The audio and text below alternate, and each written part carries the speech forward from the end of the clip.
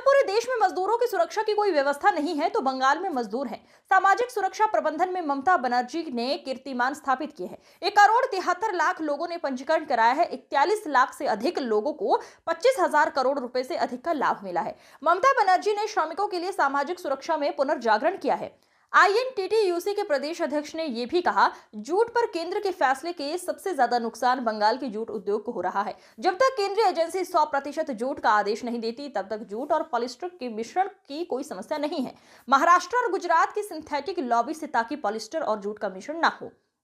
हमारी मांग है कि केंद्र सरकार की सभी जगहों पर 100% जूट का इस्तेमाल हो। किसी भी बैग का उपयोग नहीं किया जाता है। कपड़ा मंत्री यहां आकर कुछ भी कह सकते हैं, मूल समस्या का कोई समाधान नहीं है। जब संसद का बजट सत्र शुरू होगा तो जूट एक बड़ा एजेंडा होगा, जो भी विचार किया जाएगा। जूट की पैदावार कम होने पर केंद्र सरकार का ये तुगलकी फैसला सिर चढ़कर बोल रहा है।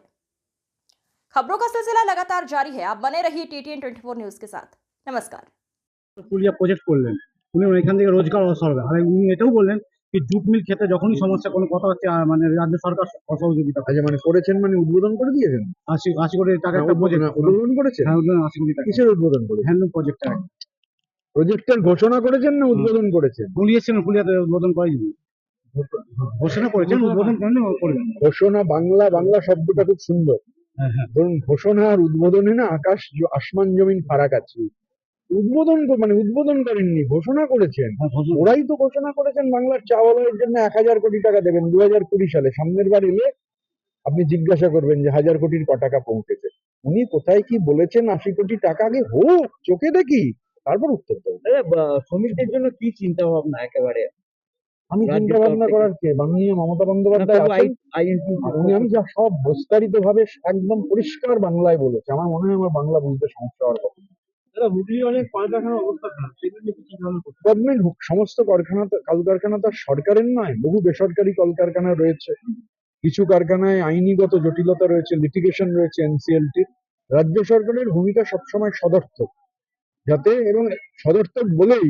গোটা দেশে যখন সোশ্যাল সিকিউরিটি মেজার শ্রমিকদের জন্য কিছু নেই মমতা বন্দ্যোপাধ্যায় রেকর্ড করে দিয়েছেন বামপন্থী কেরালাও গোটা জিনিসটা নিয়ে গেছে যেরকম হতে পারে 1,73,00,000 লোক নাম লিখিয়েছে 41 লক্ষ প্লাস লোক বেনিফিট পেয়ে গেছে 25,000 কোটি টাকার উপর বেনিফিট দেওয়া হয়েছে সোশ্যাল সিকিউরিটি স্কিমস গুলোতে Mamata Bandyopadhyay is a revolution বিরোধীরা বলছে যে ক্ষমতা আসে সব বন্ধ কারখানা চালু করবে আচ্ছা আগে আসুক তারপর চালু করবে থ্যাংক ইউ রক্ত দিয়ে শ্রমিকদের আজকে রক্ত দিয়ে যারা কারখানাকে যারা দাঁড় করে রেখেছে তাদের জন্য বারে কেন ভিড় বাড়বে শ্রমিকরা আজকে সেই কথা বলতে সেখানে দাঁড়িয়ে প্রত্যেক জায়গায় আন্দোলন করতে হয় সত্যভাবে সাহায্য করবো প্রত্যেকটি জায়গা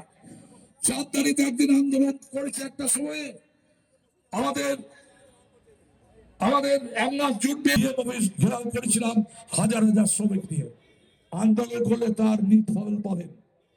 আমি বলবো খামের রাজনীতির জন্য আইনটিসি নয় শ্রমিকের দুঃখ দেখার জন্য আইনটিসি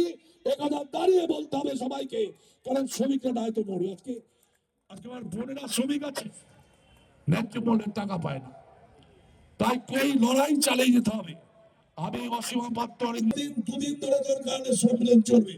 শ্রমিকদের দুঃখের কথা মঞ্চে বসে শুনতে হবে তার ভিত করতে হবে এই সম্মেলনের মাধ্যমে তার জন্য আমরা প্রস্তুতি নিই আমি মনোজকে বলবো যে প্রত্যেক জায়গাতে কাঁদলে কেউ দুধ দেয় না আন্দোলন করলে দুধ দেয় এটা আমার রাজনৈতিক জীবনে সিপিএম এর আমলে 34 বছরে আন্দোলন করেছি আমার অনেক কর্মী খুন হয়েছে তাদের বাড়িতে গেছি চাকরি দিয়েছি সারা ভারতবর্ষে কোনো বিশ্বে কোথাও পাওয়া যাবে না কর্মীরা দরদ দিয়ে দল করে